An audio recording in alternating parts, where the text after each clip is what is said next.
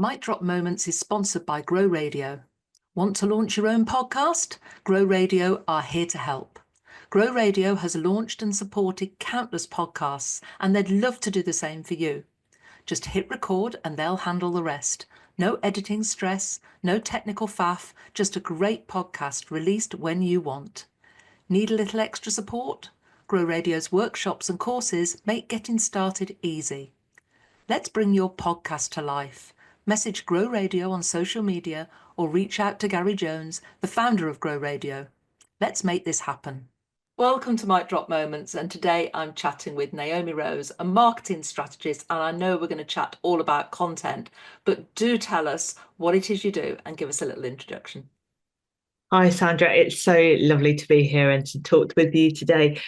I suppose the easiest way for me to describe what I do, because marketing can be a bit of a vague word, but I help you get found by the right clients for you so you can make more sales in the simplest possible terms. That's fantastic. Now, I do want to touch briefly on your backstory because my audience are nosy. They love to hear a backstory, and I know you've got an amazing one. We're not going to dig around in there too much because you've got such valuable content talking about content and how to build momentum in your business. So I want to get into that. But tell us a little bit about, I know you've run a cafe in the past.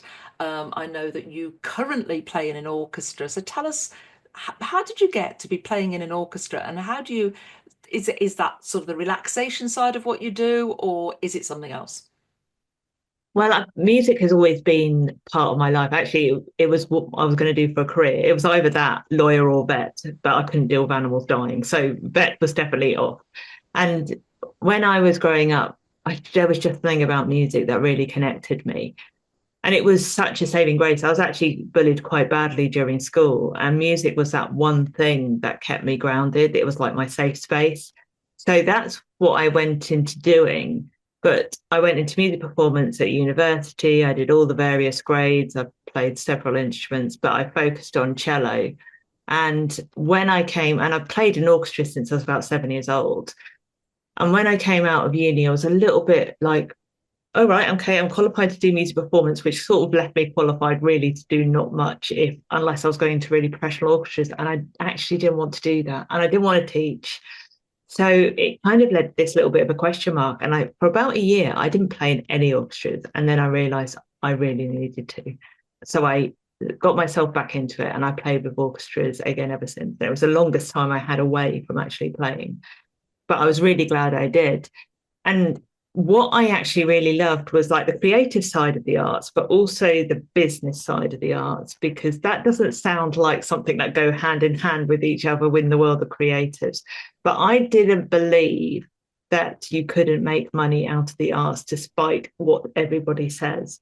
And that's how I kind of got into the arts management event side of it, which led me into getting into marketing, accidentally, because I worked in festivals and theatres, and I was the most techie person. So social media was just becoming a thing. I was going, we need to be doing this. And I'm like, you go for it. Okay, fine, I'll do it. And my career kind of went from there. So I went into other non-profits, charities, corporates, setting up social media accounts teams, and then heading up digital teams as well. And being in digital, you see everything in a business. It's like the biggest eye opener to everything that went on. You were the trainer, you were the PR first responder, you were brand management, you were the brand police, you chose what content went out, and it was such a massive job, but such a learning curve, and it was great. And I wouldn't say I say I was bored in that job because it was very busy. Digital doesn't stop. It's not something like my team was stacked for at least a year's of work before they would get through it. That was the constant workload they had. But I wanted to do something I was passionate about. So I ended up opening the cafe, partly by chance because an opportunity came up with this most incredible building where I used to live. And I went into it and I went, this would make an amazing venue for not only like coffee, but just for people to meet, enjoy being together, relax with their dogs, because there's no dog friendly places to drink coffee where I used to live. and also then have a space for bringing in different live music acts. Particularly, I wanted to bring in jazz because that wasn't there. So that's basically what I did.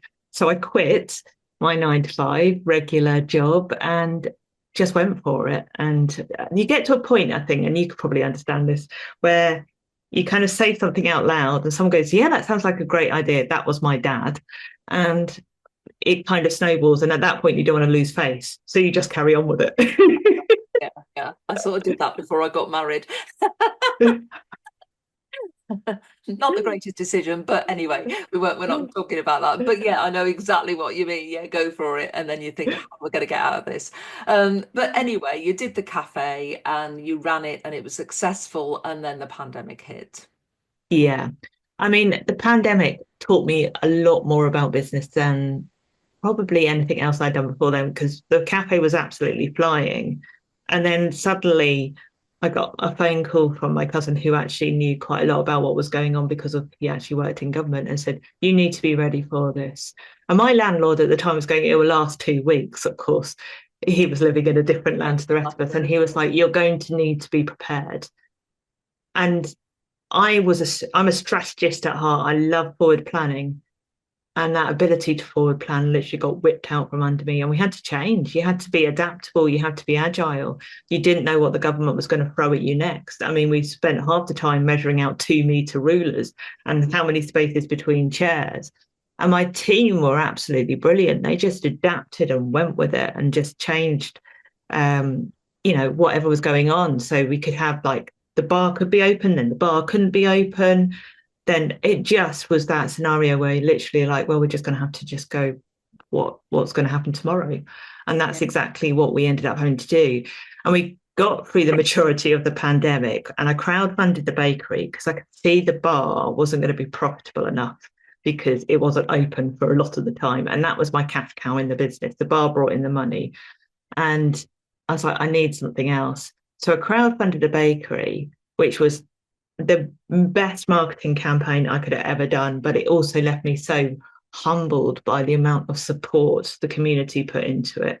It was the first time I think I realized that I created a business that was bigger than me. I just thought it was my little cafe, but I didn't realize quite how much it meant to the community. So that kind of happened. And precisely, we opened in January 22, and I entered, unbeknown to my team, I entered them into Britain's Best Loaf Awards, which is the UK bread awards that you could enter into. But I didn't tell my team because I knew they'd freak out because we'd only been open like a month and the awards were in April. But for me, it was just like, we'll go for experience. You can probably, you have awards. It's what you do. Yeah. So we did that. And to their surprise, although less so to mine, we actually won, which was just after 3 months of being open, not professional bakers. We couldn't make sourdough to save our life, and we did. We managed to get round and do that. But it was such a great way to say thank you to the community for supporting us. But it was like a double-edged sword because then the war in the Ukraine and Russia hit, and the cost of living crisis all came in, piling in at once. So I couldn't get flour for love nor money. The supplies went from 3 days to 14 days, and we were going through like 25 kilos a day, which was micro. And I was literally driving around supermarkets at 10 o'clock at night getting flour. It was just like an absolute crazy scenario that we're in. The bar customer behaviors had changed from a like an analytical point of view. It was fascinating to watch how they changed. And I could see that unless I had a massive amount of cash flow, because the rent where I used to be was very high, and obviously with the energy bills changing, there was just no way I was going to be able to float this. And it wasn't going to be like a temporary fix. So I decided that in January 23, precisely a year after we'd opened the bakery, I closed the whole thing because it was the best decision to make, which was tough, but the right one. So that's how I kind of ended up getting back into content marketing. So at that point, then you went right back to what you know and what you're doing now in essence. And so another self-employed opportunity, Yeah. but you the content marketing and helping others be seen and be visible. What Yeah. made you decide to go back into that? Well, I started actually when I came out because I firstly I went into helping specifically in food and hospitality because I had seen what was going on behind the scenes. In my view, it wasn't being talked about enough. And I was able to have that voice when other people didn't. So I went on tour for a bit with the Foodies Festival where I made a lot of Chelsea buns and talked at the same time I was being interviewed, talking about behind the scenes in hospitality. I launched a podcast called Baking Boss Kitchen Secrets, where I told actually what was happening behind the walls of the kitchen for people who felt really isolated in that time because I knew what it was like. So I did that. But what I realized was no one had any money in the industry. So for me to make it a profitable business, which I did need to do, it wasn't going to work. So I had to kind of pivot and kind of change slightly, which is how I ended up going back to content marketing. And actually, it was more accidental that I kind of ended up going back to that because that was what I was going to do before I opened the cafe. I'd already effectively worked myself out of a job because I'd taken a cover at the previous job and then I backfilled my job permanently. So I'd actually employed the team below me so that I couldn't go back and stay safe in the employed world. And I was going to open a consultancy. That was my idea. It was going to be called Digital Social Rose. So that was what I was going to do. So I kind of ended up then going back to this because I didn't think I was qualified to talk about marketing because I've been doing cafe stuff and bar stuff and all of this before. And my mentor said to me, no, you've got 15 years of experience doing marketing plus the experience you've had from actually owning a brick and mortar business. That's probably taught you more about marketing than the previous 15 years. I'm like, oh yeah, I never thought of that. And it's amazing how you can just disregard so much information and think, well, I've been out of touch with it. And actually, I realized the reason I ended up going back into that is because there are so many people that are still really finding it hard to get visibility.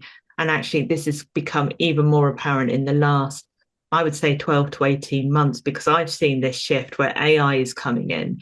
People are feeling like they are scrolling through whole tons of generic content. Things on social media are changing. They're not getting the visibility they once did, or they're just not sure what to write anymore. Like they've just lost that identity of who they are, or don't have the confidence to get themselves out there. And what they do put up, they feel like it's not even getting heard. So what's the point? And I hate that. It's such a, marketing is such a big part of your business and so important. Yet when people don't know how to get the results, why would they bother? And that is where it's wrong. Well, I've been in various forms of business for over 20 years now, and I was around. In fact, I set up my first business a year before the first recession, the big recession in 2008. Wow. And, it was social media was only just coming in then. It wasn't really used for marketing the way it is now. It was social Yeah. media. And so we just had to adapt. We had to think of different ways. But as social media was coming in, we just embraced it. We embraced everything we could to get ourselves seen, and we just adapted and we just made sure, and we survived that recession. In fact, we boomed through that recession. Well, we were employment lawyers and lots of people were making redundancies, but that's beside the point. We knew how to market ourselves to make us stand out, to make ourselves look different. And I think this current sort of, I don't know whether we're in a recession or what we're in at the moment, we're in something very peculiar. But I think Mm, the fear is, and what I said to my team then was, everybody will stop their marketing spend. We'll double ours and we'll be the ones that survive and they won't. And it was true. And I've done exactly the same this time round. And during the previous recession was I doubled my marketing spend because they're the people who are spending and continuing to market when everybody else stops will be the ones that survive at the end.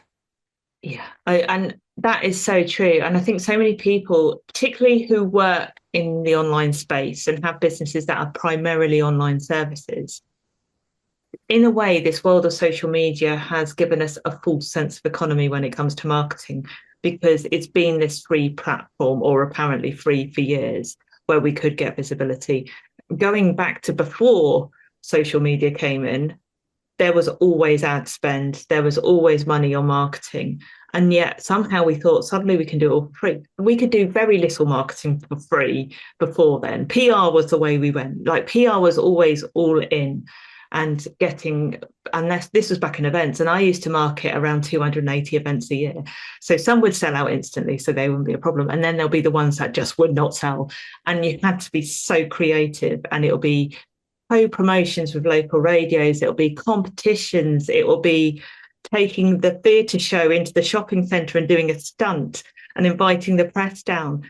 It was so fun doing that kind of marketing. And I've done, even when social media came in and I went on to working in like the charity and non-profit sector, which has often very little spend for marketing, you had to be even more creative, because sometimes you were talking to multiple audiences, like stakeholders, members, politicians, people who've never heard about you. And there were so many different audiences that we had to talk to.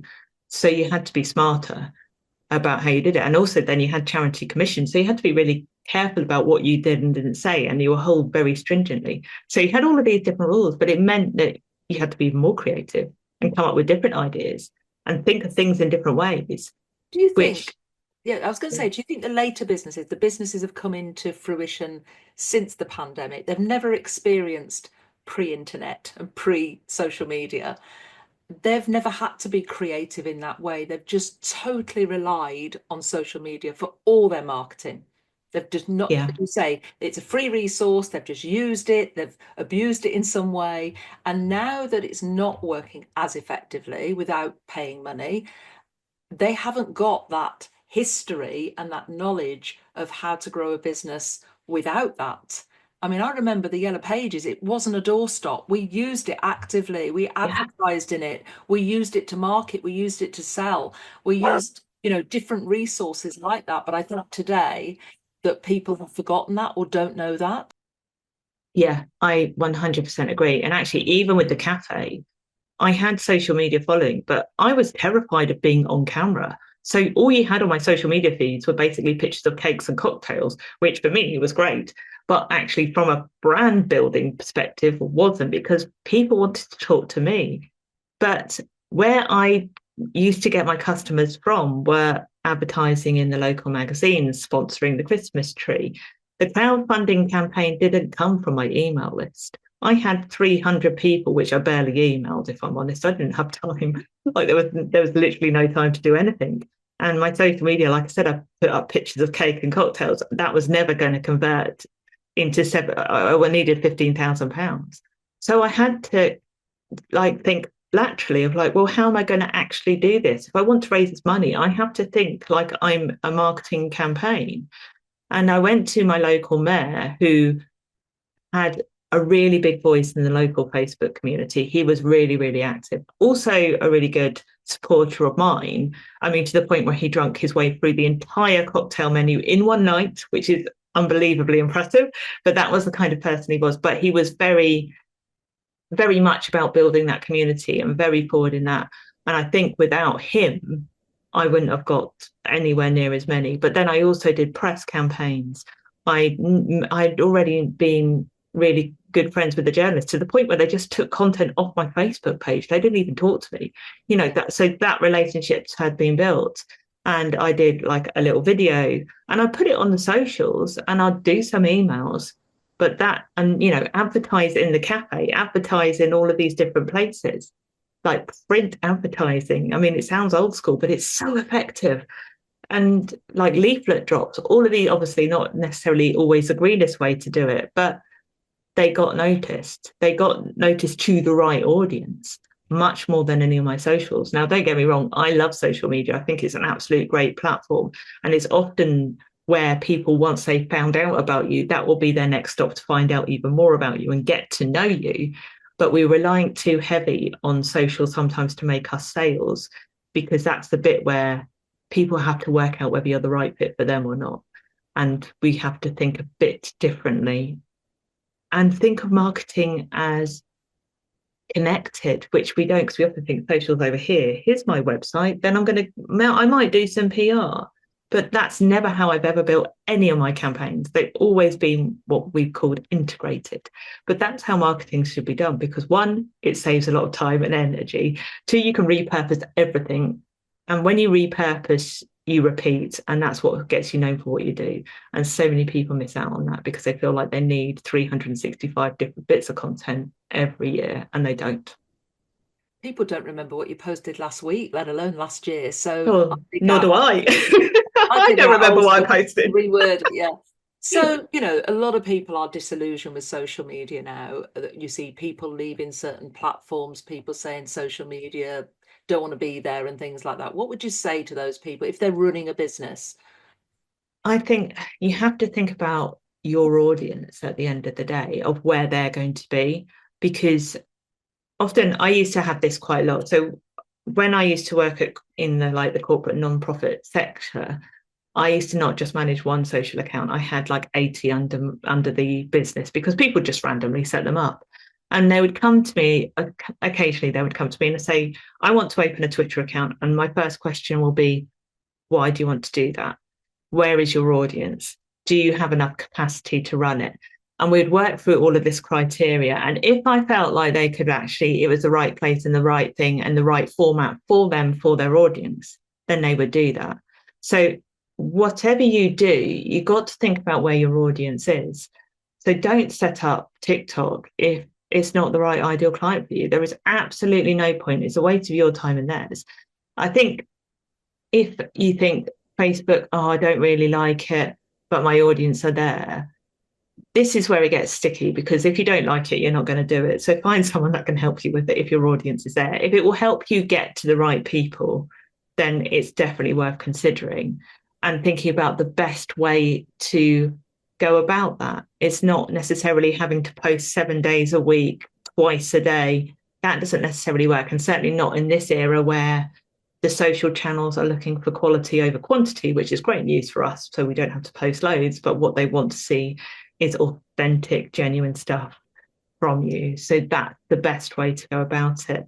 But also don't disregard other ways of marketing, because there's so many things you can do to get to the right people.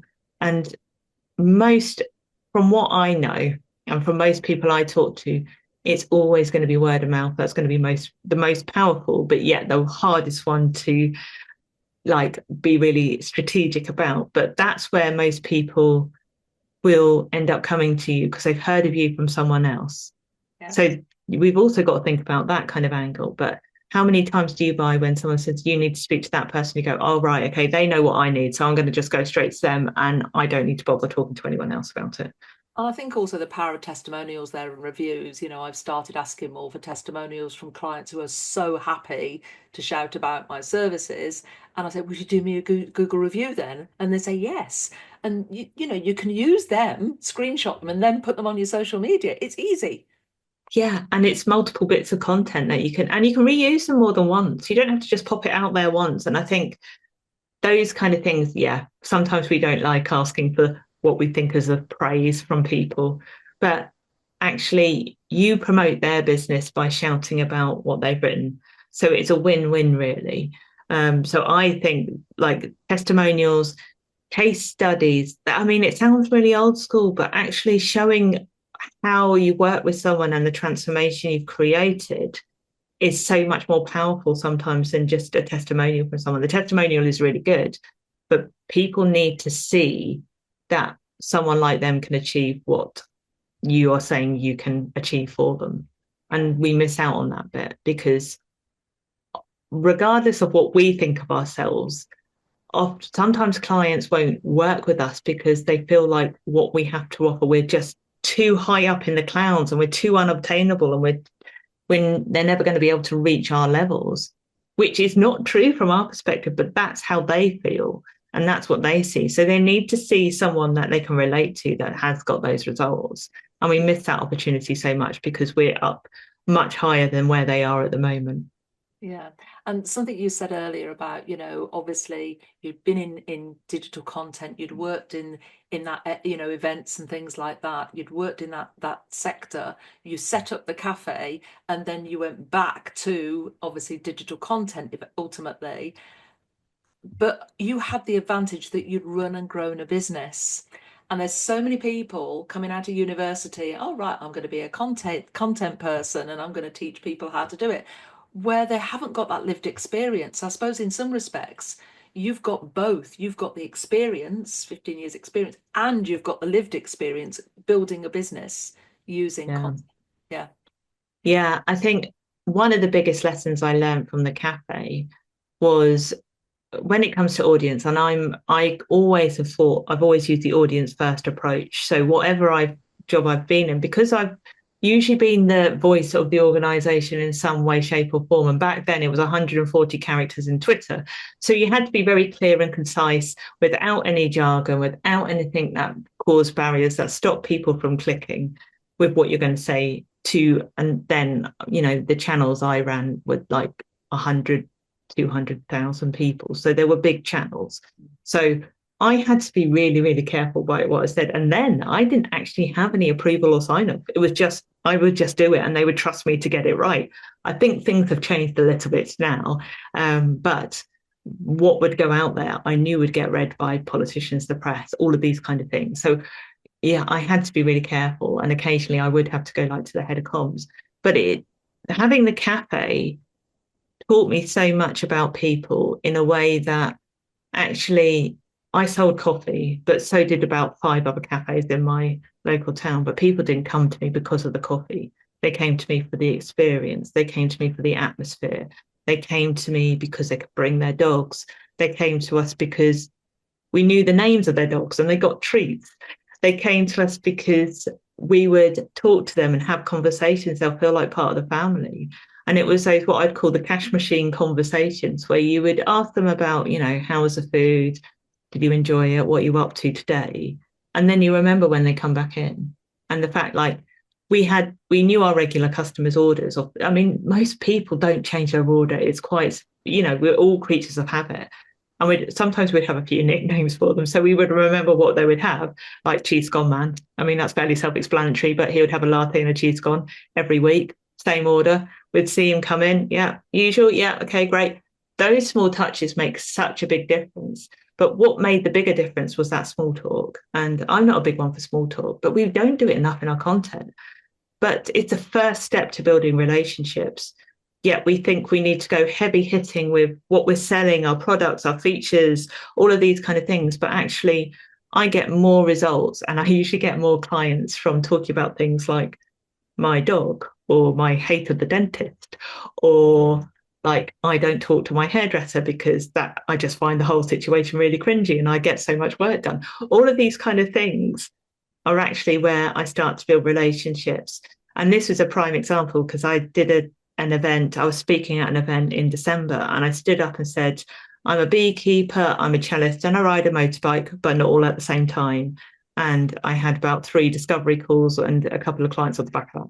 So there we go. I didn't have to say anything about marketing. I just talked about my bees. That's the key to great content because people are we're inherently nosy anyway, but we latch onto details. And I've shared that sprouts are my favorite food, and I love curry, and I love my coffee milkshake in the morning. I've got a dog. People, and I've traveled to Italy. People ask me about those things before anything else, or how many shoes have you got with you? How many pairs of shoes have you got with you today? They are just conversation starters, but I put those in my content because you wouldn't go up to somebody, and meet them in a conversation, and you wouldn't say, "Here's a pitch slap, buy my stuff." You wouldn't do that. You'd ask them how they are, where they've travelled from, what, "Oh, look, the sun's shining." You'd say all those things.